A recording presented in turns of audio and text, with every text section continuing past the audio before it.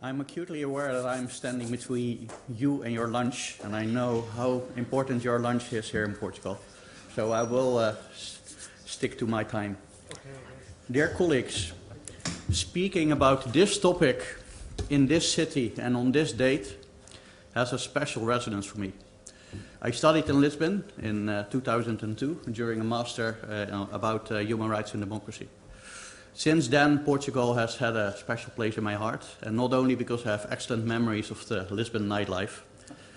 It is mainly because it was here on the 25th of April 2002 that I learned an important lesson about democracy and the rule of law, the values that MEDEL stands for. I spent that day with Antonio Marcos Jr. He was one of the low-ranking military officers involved in the Carnation Revolution on the 25th of April of 1974. And he later served in the Council of the Revolution, and he was an 8-time member of the Portuguese Parliament. An iconic figure for Portuguese transition towards democracy. He invited some students to walk along with him on the Avenida de Liberdade on that day, which was already very impressive. But over dinner at his home, he gave a speech. He insisted that fighting for the rule of law is something very practical. That it's an endeavor that's often against the tide and doesn't only make you friends, and even sometimes leads to personal risks. He cautioned that you will usually hear more arguments against action than arguments for acting up. So rule of law defenders need to remain persistent and creative in hammering home the basics, and I'm quite sure I wouldn't have stood here without him. My talk is in 2 parts, and I think my first part is sort of an introduction to all 3 talks that we have already heard. It will be a sort of a visual journey to some of the stuff that has happened, particularly to Polish judges. And the second part is answers the question, okay, what should EU institutions actually now do? Which has partly overlaps with some of what my colleagues said, but I also think some criticisms, because my viewpoints do not always coincide there, and hopefully then we have that discussion over lunch. So, I have worked on rule of law issues in various capacities since 2009. Since that time, 2 member states have ceased to be a liberal democracy, while the EU is actually premised on being a club of liberal democracies. In the meantime, the EU's focus has been on issuing ever more reports, on inventing ever new tools and ever new procedures. This has had a doubly detrimental effect. Not only has it failed to stop backsliding, and we have been discussing that for the better part of yesterday and today, but it has lulled us into thinking that we were addressing the problem. What amounted to collective European non-action has effectively created an open opportunity for governments like the Polish and the Hungarian, to push through a political agenda that is harming the EU's very foundations. Some have had to make stark personal choices that should be unimaginable in an EU based on the rule of law, and sadly have remained largely hidden from decision makers. They have had to pick between honoring their oath and putting their career and livelihoods on the line. Judge Igor Teleja recently explained why he took this course. You can see that behind me. He said, if I weren't doing this, I would feel as though I ran away at the crucial moment. The energy I use up to mobilize, to force myself to act, comes at less of a cost than a sense of worthlessness I would otherwise feel the rest of my life. Should we really be basing our community of values on such a principled stance that so few would dare to take? Shortly afterwards, the illegal disciplinary chamber of the Supreme Court lifted Igor's immunity. After watching the live stream, he opened his email and scrambled to send a reference for a preliminary ruling to the Luxembourg court before he would be cut off. You can see that behind me. Asked by the filmmaker why he did this, he answered, because it's the last thing I can do. Do we need a better illustration of how ineffective the EU's response has been? Professor Pers, who's been filming me there, mentioned yesterday that many Polish judges brought cases to Luxembourg, and that's a direct result of the Commission and other member states having been far too slow to act. Too slow and completely unnecessarily so. I have been in Luxembourg several times, where I also met Judge Marquez, meeting these Polish judges, and you see some of them here. They resisted under pressure and now seek defense from the very law that they chose to apply. Let me be direct, and you have already noticed that I am perhaps a little bit more direct than some of the other speakers. I'm Dutch, I don't apologize for that. What you hear the Polish government agents argue in that courtroom, away from cameras and diplomatic filters, is frankly mind-blowing. It is completely open in its disregard for the most basic concepts of EU law. It openly lies in front of the Court of Justice. Waldemar Żurek, one of the most disciplined judges in Poland, you see him here in the courtroom, in front of the courtroom in Luxembourg, explaining that argument that's often made by the Polish government that the reforms or the deforms are about getting rid of communists within the Polish judiciary is completely untrue, because he in fact himself strongly fought the communists during his youth. So the Polish government has been doing such lying openly since the very first time I went, and its vision is consistently expressed. Unsurprisingly, for lawyers in the great law schools such as here, the Polish government has a 100% track record of losing all of its cases. But we are mistaken to think that this is a sign of EU institutions intervening successfully. As was argued eloquently by my colleague Kim Lane-Sheppel, Dmitry Korchinov, and Barbara Kabrowska, the Polish government is in fact winning by losing. Its strategy is to play for time, abusing procedures and changing facts on the ground. So the Polish government, not the EU, controls the narrative and the dynamics of the interaction. It continues this, as we recently saw pronounced through its captured constitutional court, and my predecessor here already mentioned that case. The building that used to house a court is now completely barricaded off, protected by the police, as you can see here. I took this picture because I went to the big European demonstration in Warsaw to express my support.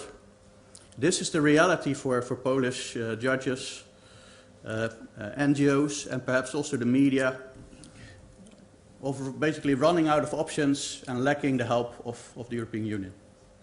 So this is where I come to the second part of my presentation, which I will shorten because it had some overlaps with some of the predecessors. If Igor Toleja, a judge, says, this is the last thing I can do as a judge, what is the first thing that should be done by politics? I see three elements. And I will briefly speak to each of them, and they're easy enough to formulate. But since we're in a situation where action has been too late, they will require some immediate choices that would be very disruptive in the short term. And they will also require clear leadership to follow through on, which has been in dramatically short supply, in fact.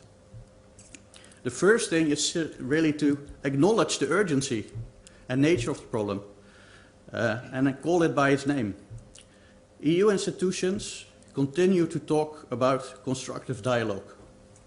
This is misguided, because a dialogue takes two good faith partners on both sides. Just come to Luxembourg for a morning, sit next to me, and you will realize this is simply not where we are today.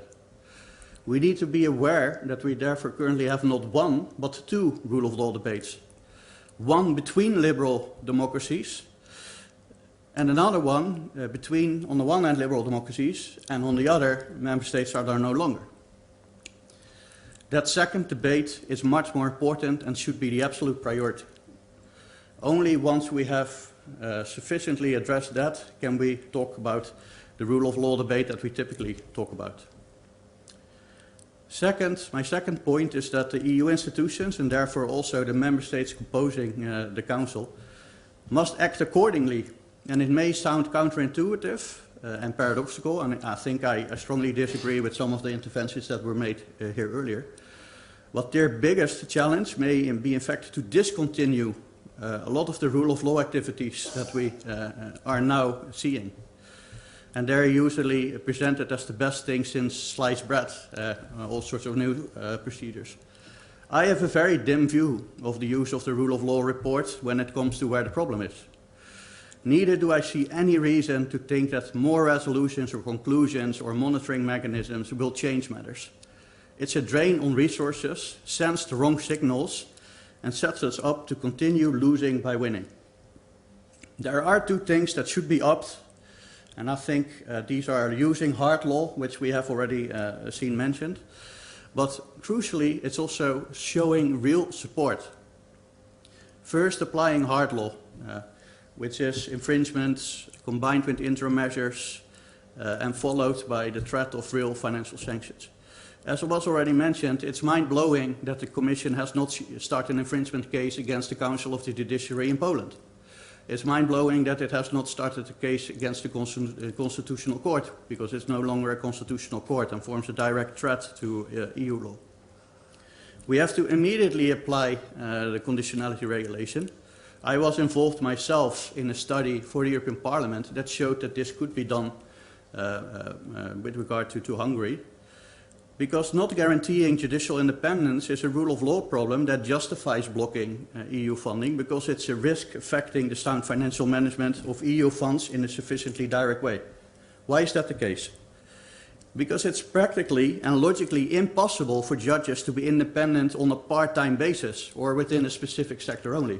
So if you have a problem with judicial independence anywhere in your system, that will have direct effect on the way that you can control the spending of money. It's also essential for EU institutions to be proactive for once.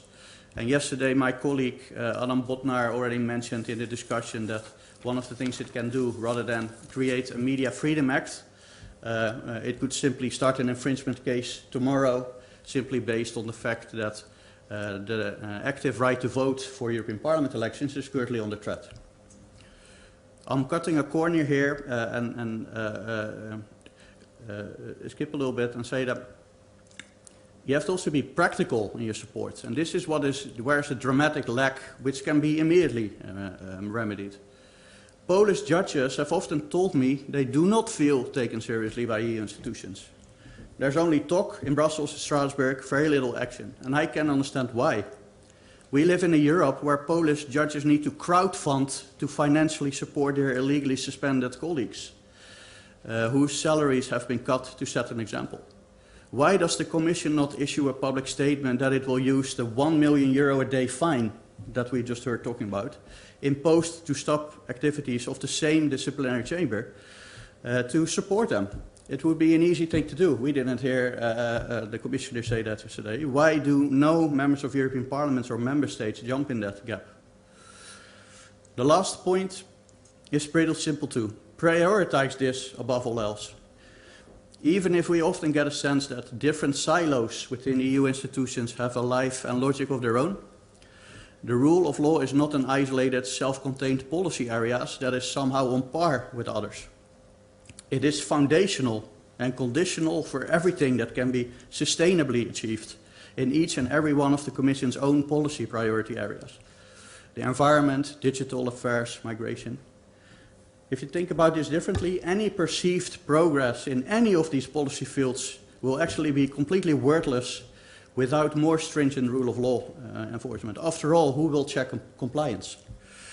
Perhaps this is a point that we should be more often, make more often and be more creative about. Because of the EU's past failures, we have to work on this while two member states are no longer liberal democracies, are no longer fully applying union law, but do still have voting rights. It's like playing football with 9 players. Make no mistake, true rule of law enforcement action will be incredibly disruptive in the short term. Things will have to get worse before they can get better. But there is no middle ground. To protect the rule of law, EU institutions need to protect judges, and there can be no meaningful EU cooperation without independent judges. I will conclude, and I see the delight in the eyes of Mr. Chair, by returning to Portugal, but via an unexpected route. In January 2020, I met Judge Igor Tuleya for the first time in Warsaw. On that occasion, I gave him a note to express my admiration. It was inspired by Antonio Marcos Jr. A few weeks ago, just before the Amsterdam premiere of the documentary, from which I showed you a few stills, he pulled me aside. He wanted to show me something, and he showed me the little card with this image on it. Is there a better way to illustrate how this country's lessons still resonate across Europe? Obrigado.